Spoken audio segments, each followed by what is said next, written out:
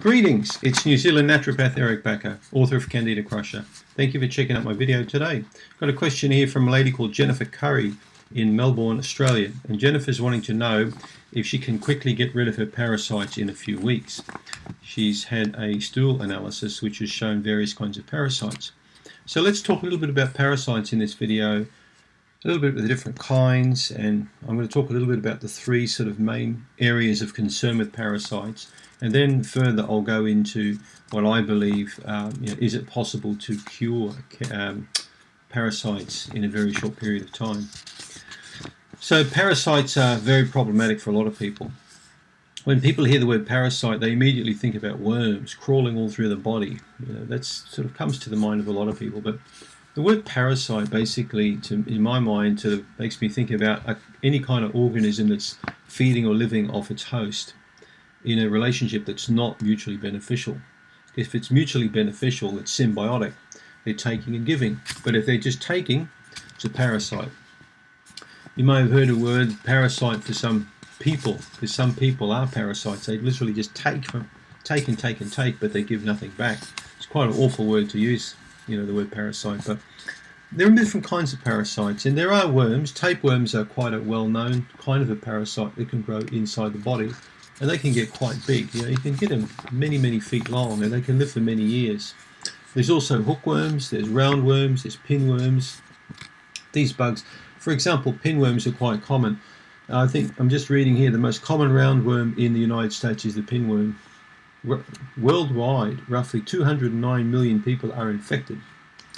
The most common pinworm signs of infestation is anal itching at night.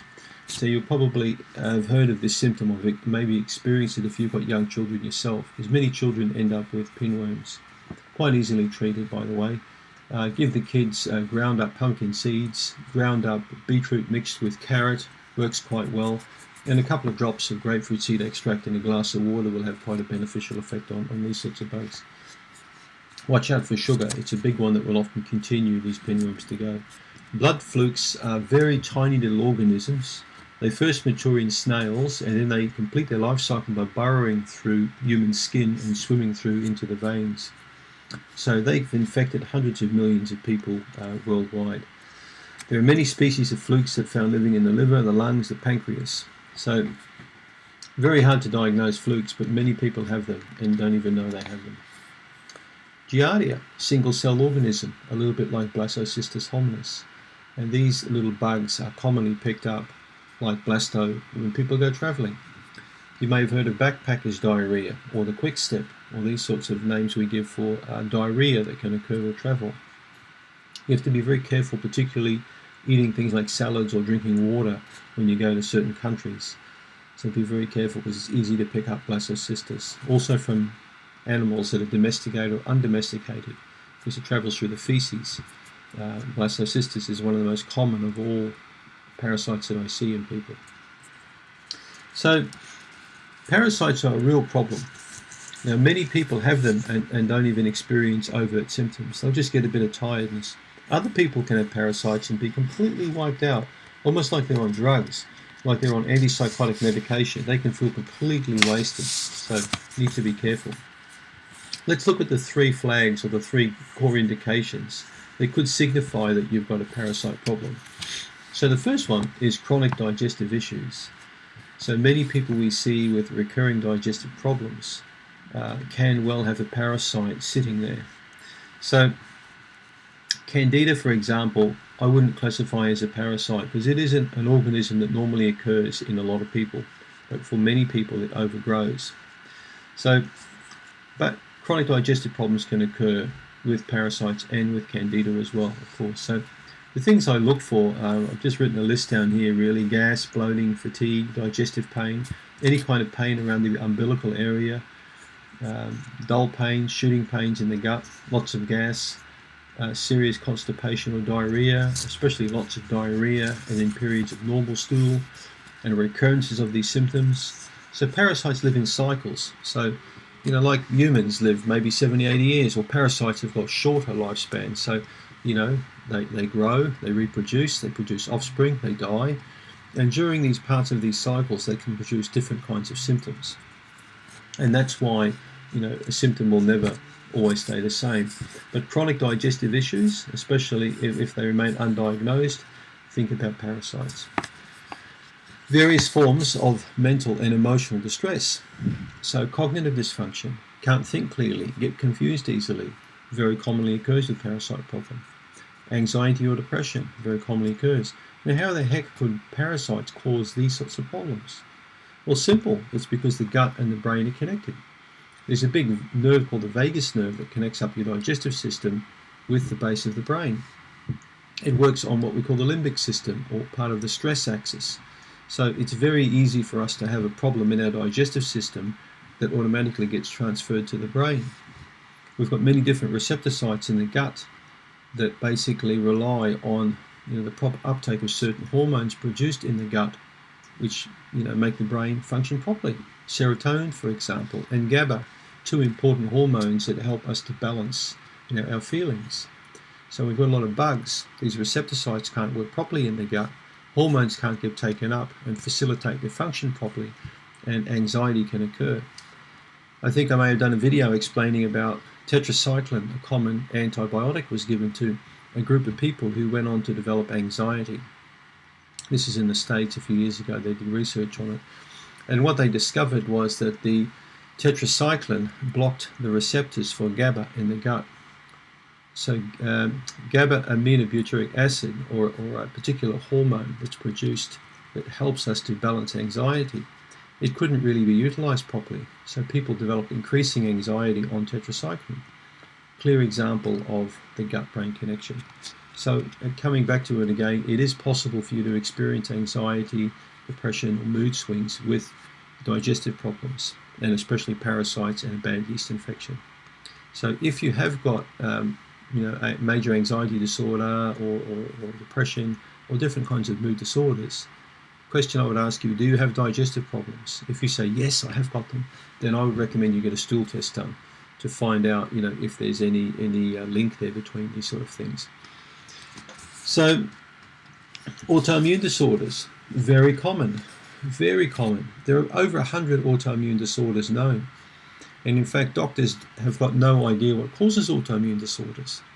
There are so many different kinds of autoimmune disorders, and they create inflammation, they create pain, they create fatigue, they create cognitive and emotional dysfunctions, and usually the medical doctor's answer to it will be giving steroids, will be giving antidepressants or sleeping pills or drugs like that. But they're not interested in finding the cause because they don't know what the cause is.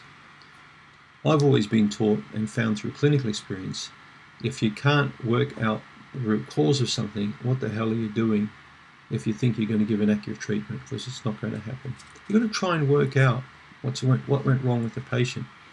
Autoimmune diseases often have their root cause in an infection. Now, how do I know that?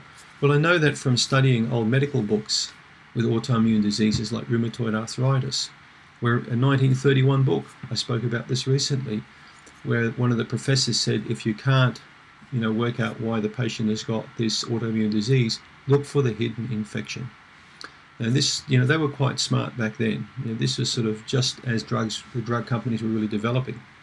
So, if you have got an autoimmune disease, whether it's Sjogren's or scleroderma or rheumatoid arthritis or Hashimoto's thyroiditis or multiple sclerosis or any one of these diseases, try and do a stool test or get some advanced blood testing done. Try and find out if you've got any kind of hidden underlying infection, or heavy metal toxicity. It could be one of a couple of different causes. I found that diseased teeth can sometimes have a link with autoimmune problem. So finding the root cause is certainly a smart idea. But now, the $64 question Jennifer's asking, can parasites be cured in a few weeks? Well, I don't think it's possible to cure parasites in a couple of weeks, or even a month, or even 2 months for that matter of fact. Anymore, it is possible to have an absolutely beautiful garden in that same period of time. I keep coming back to the analogy of the digestive system in the garden, mainly because I'm a gardener. I love growing vegetables and fruits and nice grass and roses and things like that. I just enjoy it. It gives me a lot of satisfaction. And when you look at a garden, it takes a long time to cultivate a garden because you're relying on a lot of factors. You're relying on the weather. The garden needs to be tended to. You need to feed it. you need to weed it. You need to spray something on it, whether it's a drug or a natural thing to help, balance funguses and pests and things like that. I tend to use sprays like neem spray. I tend to use seaweed sprays, on the leaves to give beautiful lush growth. And people often comment how amazingly big the broccoli is and how incredible the broad beans grow. And it's all about the quality of the soil.